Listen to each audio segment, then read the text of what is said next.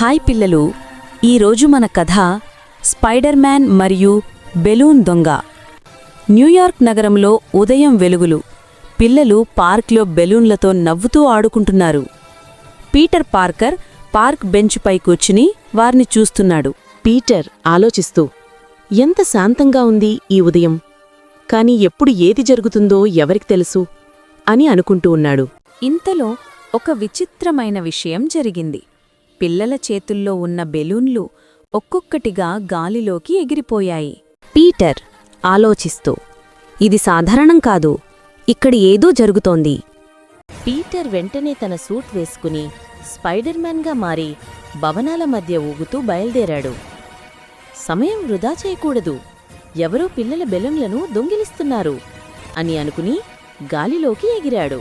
Spider man పైకి వెళ్ళు చూసేసరికి ఒక చిన్న రోబో అన్ని బెలూన్లను పట్టుకుని ఆకాశంలో తేలుతూ ఉంది. అప్పుడు స్పైడర్ మ్యాన్ దాన్ని చూసి, ఆహా, ఇది నువ్వేనా బెలూన్ దొంగ అని అన్నాడు. అప్పుడు ఆ రోబో, బీప్ బీప్, ఇవన్నీ ఇప్పుడు నావి అని అంటుంది.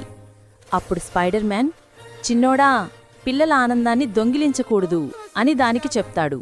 స్పైడర్ మ్యాన్ ఆలోచించాడు, బెలూన్లు పగలకుండా వాటిని ఎలా తిరిగి తెచ్చుకోవాలి?